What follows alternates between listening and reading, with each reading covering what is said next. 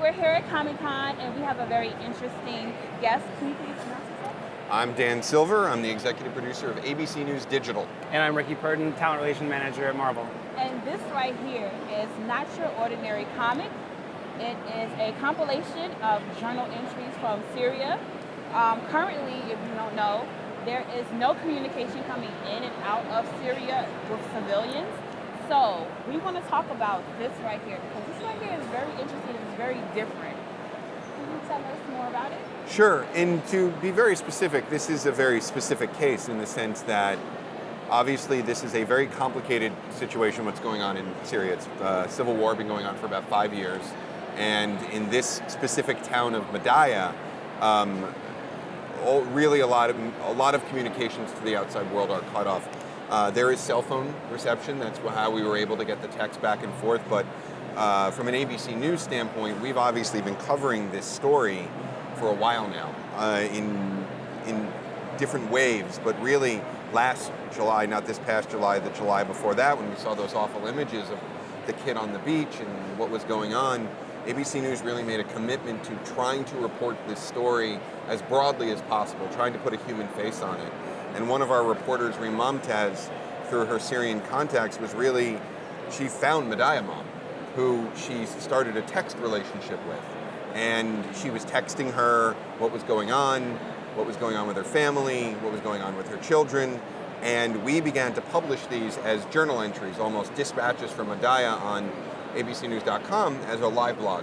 And her words were incredibly powerful, very descriptive, very emotional, that we began to talk about how we can bring it to a broader audience than just text. How do you visualize it when our reporters would go up to the border of Madaya, the town, and be turned away, when there weren't a lot of current images from inside Madaya?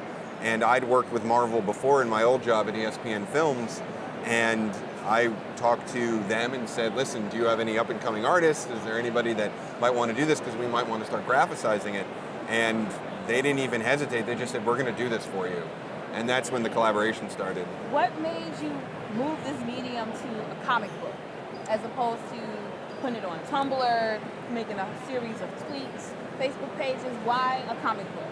Well, there's a long history of taking real-world events and graphicizing them. I mean, Persepolis, Mouse, this isn't a new idea.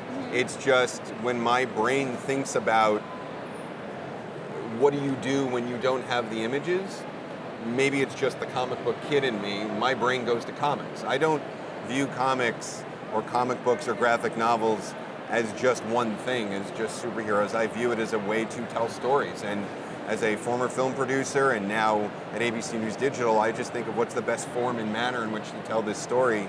And when I spoke to my managing editor, it was comics. Okay. And how did you get involved with this? I believe you spoke with Dan Buckley, the publisher at Marvel. And the story, I guess, after their conversation kind of hit Dan in his heart. And he felt like this was something that Marvel could absolutely do to support. He was the one who said, we'll do this for you. Yeah. To support ABC, to give them everything they need to get this story out. And to be completely honest, when we first had the job, I wasn't 100% aware of everything that was going on in Syria. And even after we brought in Dalibor Talajic to draw it, he wasn't super involved too. We were aware of the situation. But it was like after the pages started pouring out of him, and after we started matching the dialogue with the actual art, it really started hitting us in our hearts, how serious the situation was. And then we became really thirsty for updates on her and her situation and her family. But yeah, we worked with Dalibor Talajic, the artist on this. Dalibor pencil and inked it, and another Croatian artist, Dalibor's Croatian, named Miroslav Mirva was the colorist on this. They've worked together a lot of times. Both of them lived through the fall of Yugoslavia and had to deal with a lot of similar issues in their world, and their families and friends had to deal with similar issues. So the subject, as Dalibor started working through it, became very, very personal for him. And I was talking to him earlier, he's here at the show.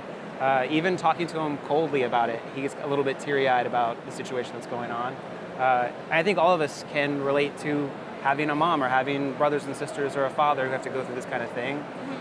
And to see a family actually going through it is something you can relate to. Yeah. And I just want to say the credit goes to them, because from the outset, they didn't just say who's the best artist that we can. When we started talking about this, Marvel sent over a list of artists that they believed could form that personal connection with it. Yeah. So every step of the way it was, how do we service Medayamam's story? And Dalibor clearly, luckily, beautifully is the best choice, but there was so much thought put into who was going to be the one to bring her to life. What touched you the most out of Medaya? Just all of these texts and stories. What touched you the most?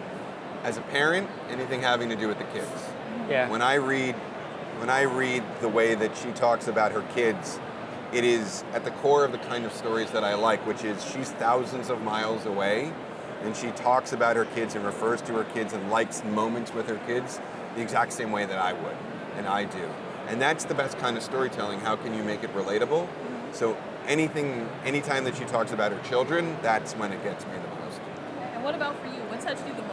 So I think it's the same as the kids. I don't have kids, but watching her children starve, or hearing her talk about how they used to love dancing or dressing up or education, and then going through all this depressive stuff that's going on for them, that's one thing. But then to see her have to admit that that's going on and relate it in text means that this lady's processing this stuff and it's really impacting her, and you can feel it when she talks about what they're going through and what it's like for her as a mother to watch them go through it.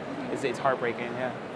Where is this available? Where can we get this? So if you're a Comic-Con, you can pick up about half of the comic over at the Marvel booth, which is great. Otherwise, you just go to abcnews.com/Medayamam, and the comic is available to, it's played through the beautiful Marvel player, so it looks beautiful, nice and high res. We've created a discussion plan for schools, so schools can download it so they can use this comic inside the classroom to use it as a way to educate about what's going on in Syria, using this comic as a jumping off point, or just to talk about what's going on in the comic. And we have a lot of explanation behind it, a whole making of the comic, profile of Dalibor. Between the two sides, this is a real passion project for us. So abcnews.com/Medayamam.